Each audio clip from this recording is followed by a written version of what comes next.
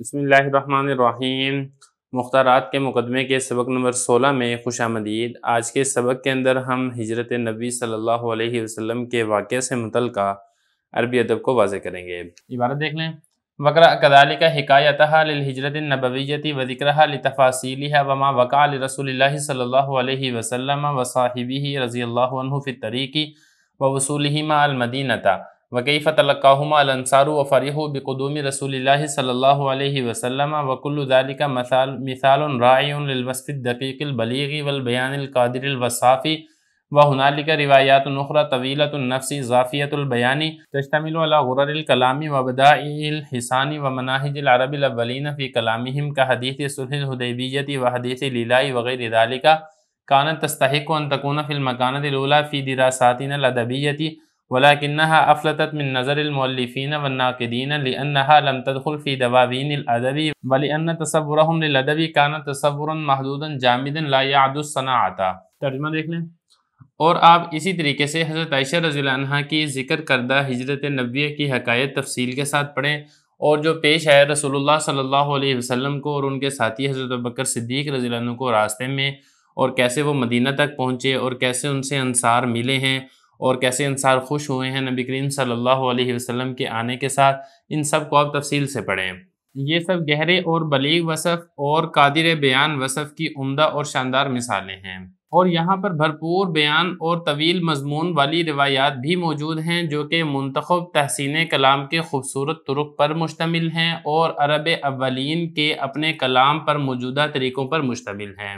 جیسا کہ صلح حدیبیہ حدیث الہ اور اس کے علاوہ ہے، یہ اس بات کے مستحق تھی کہ ہمارے ادبی اسباق میں پہلے درجہ میں ہوتی، لیکن یہ مؤلفین اور ناقدین کی نظروں سے چھوٹ گئی، اس لیے کہ یہ عرب کے دیوان میں داخل نہیں تھی، اور اس وجہ سے بھی کہ مؤلفین اور ناقدین کا ادب کے بارے میں تصور ایک محدود اور جامد تصور ہے جو کہ کاریگری کو شمار نہیں کرتا ہے۔ عبارت تو ترجمہ ہو چکا ہے، اب چلتے ہیں اس کی لغوی صرفی تحقیق کی طرف۔ پہلا لفظ دیکھیں، وقع۔ وقع یقع وقوع، اس کا مطلب ہوتا ہے واقعہ ہونا۔ آگے دیکھیں، وصل یصل وصول، اس کا مطلب ہوتا ہے پہنچنا، اور لقیہ یلقا، باب اس کا سامیہ یسمع ہوتا ہے، اس کا مطلب ہوتا ہے ملاقات کرنا۔ آگے ان دو باب کا بھی یہی سامیہ ہی ہے۔ فرح یفرح، فرح اس کا مطلب ہوتا ہے خوش ہونا، اور قدم یقدم قدوم اس کا مطلب ہوتا ہے آنا۔ اس کے بعد اگلا لفظ دیکھیں، رائع۔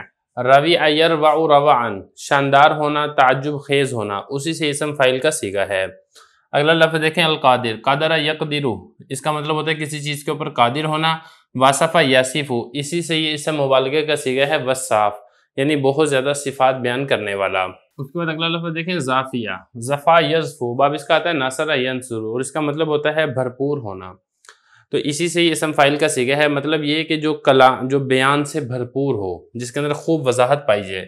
اگلا لفظ دیکھیں، علی غرر الکلامی۔ غرہ یغر غررن، باب اس کا فتح یفتح آتا ہے، اور اس کا مطلب ہوتا ہے سفید پیشانی والا ہونا، روشن پیشانی والا ہونا، مطلب یہ کہ اچھا اور خوبصورت کلام۔ اس کے بعد اگلا لفظ دیکھیں، بدائع۔ دیکھیں یہ جو بدائع ہے یہ بدیع کی جمع ہے، عجیب اور انوکھے کو کہا جاتا ہے۔ اور اس کے بعد اگلا لفظ دیکھیں، الحسان۔ حسن یحسن حسنن، اور حسن اسی کی جمع حسان آتی ہے، مذکر کے لیے بھی استعمال ہوتا ہے، مؤنث کے لیے بھی استعمال ہوتا ہے، اور اس کا معنی ہوتا ہے خوبصورت۔ اگلا لفظ دیکھیں، مناہج۔ یہ منہاج کی جمع ہے، واضح راستے کو کہا جاتا ہے۔ اور اس کے بعد اگلا لفظ ہے الإیلاء، یہ باب فعال کا مصدر ہے، اور اس کا مطلب ہوتا ہے بیوی سے ہم بستری نہ کرنے کی قسم اٹھانا۔ بہرحال یہ اس میں ایک تفصیل ہے جو کہ ہم یہاں پر نہیں بیان کریں گے، اس کے بارے میں ایک مکمل حدیث آئی ہے جس کو یہاں پہ حدیث الہ سے ذکر کیا گیا ہے۔ استحق یستحق استحقاق، باب اس کا استفعال آتا ہے، واحد مؤنث غائب فعل مضارع معلوم کا صیغہ ہے، اس کا معنی ہوتا ہے مستحق ہونا۔ دراسات، یہ دراستن کی جمع ہے، درس و تدریس کو کہا جاتا ہے۔ اگلا لفظ دیکھیں، افلتت، باب اس کا افعال آتا ہے، اور اس کا مطلب ہو جاتا ہے چھوٹ جانا۔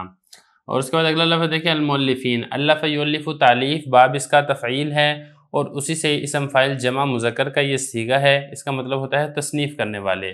نقد ینقد، اس کا مطلب ہوتا ہے پرکھنا، اسی سے اسم فاعل کا صیغہ ہے، باب اس کا آتا ہے نصر ینصر۔ دواوین، یہ دیوان کی جمع ہے، اور یہ کتابوں کے مجموعے کو، یہ شعری مجموعے کو کہا جاتا ہے۔ اس کے بعد اگلا لفظ دیکھیں، محدود۔ حد یحد، باب اس کا آتا ہے ضرب یضرب۔ حد کہتے ہیں کنارے کو، سرحد کو، چار دیواری کو۔ محدود جس کو چار دیواری کے اندر بند کیا گیا ہو، اسم مفعول کا یہ صیغہ ہے۔ اگلا لفظ دیکھیں جامد، جامد یجمد، باب اس کا آتا ہے نصر ینصر اور اس کا مطلب ہوتا ہے جم جانا، خشک ہو جانا، اسی سے اسم فاعل کا یہ صیغہ ہے۔ اگلا لفظ دیکھیں لا یعدو، ادا یعدو، اس کا مطلب ہوتا ہے شمار کرنا، لا یعدو اس کا مطلب ہوگا شمار نہیں کرتا ہے۔ الصناعہ یہ پہلے بھی گزر چکا ہے، کاریگری اور فنکاری کو کہا جاتا ہے۔ بہرحال یہاں تک کچھ الفاظ جن کا ہم نے لغوی اور صرفی تحقیق کر لی ہے، اب چلتے ہیں اس کی تشریح کی طرف۔ تو بتانا یہ چاہ رہے ہیں کہ جو احادیث ہیں ان کے اندر عربی ادب کمال درجے کا پایا جاتا ہے، جیسا کہ ایک مثال جو پہلے گزر چکی ہے حدیث عفق کی، اب اس کے بعد اگلی مثال دے رہے ہیں کہ نہیں، اسی طریقے سے جو حضرت عائشہ رضی اللہ عنہ نے ہجرت نبویہ سے متعلقہ حکایت کو ذکر کیا ہے اور جو تفصیل اس کے اندر بیان کی گئی، اب اس کو تفصیل کے ساتھ پڑھیں، اس کے اندر بھی عربی ادب کمال درجے کا پایا جاتا ہے۔ اور پھر جس طریقے سے رسول اللہ صلی اللہ علیہ وسلم کو اور ان کے ساتھی حضرت بکر صدیق رضی اللہ عنہ کو راستے کے اندر جو واقعات پیش آئے، مطلب وہ سفر کرنے کے لیے جا رہے تھے، مشرکین مکہ نے پیچھا کیا، پھر وہ غار کے اندر چلے گئے، ساری کی ساری تفصیل آپ پڑھیں، پھر وہ کیسے مدینہ منورہ پہنچے اور انصار نے کیسے ان سے ملاقات کی اور آپ صلی اللہ علیہ وسلم کے آنے کی وجہ سے کیسے خوش ہوئے، یہ ساری کی ساری مثالیں عمدہ، بہترین، شاندار عربی ادب کی بہترین مثالیں ہیں۔ یہ بتا رہے ہیں کہ اس کے ذریعے سے جو بات بیان کرنے والا ہے وہ صحیح اوصاف کے ساتھ بات اور کلام کو بیان کرنے پر قادر ہوتا ہے، یہ ساری کی ساری اس کی مثالیں ہیں۔ فرمانے اس کے علاوہ اور بھی بہت ساری روایات ہیں جو کہ مضمون کے اعتبار سے اور طویل ہیں اور اپنے بیان کے اعتبار سے بھرپور ہیں، یعنی اس کے اندر واقعات کی جو جزئیات ہیں اس کو بڑی تفصیل کے ساتھ بیان کیا گیا ہے، جو کہ کلام کی عمدگی کے اوپر مشتمل ہیں اور خوبصورت اور انوکھے طریقے سے کلام کو لانے کے اوپر مشتمل ہیں۔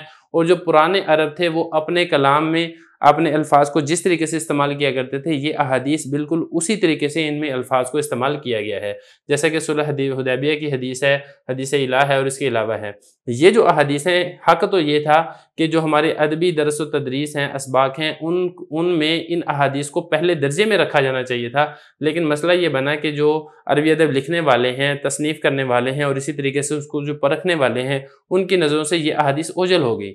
اب اوجھل کیوں ہوگی؟ اوجھل ہونے کی وجہ دو وجہ ذکر کی ہیں۔ ایک وجہ تو یہ تھی کہ یہ جو احادیث ہیں اگرچہ عربی ادب، شاندار عربی ادب کے اوپر مشتمل تھی، لیکن عربی ادب کے دیوان میں یہ والی احادیثیں نہیں تھی۔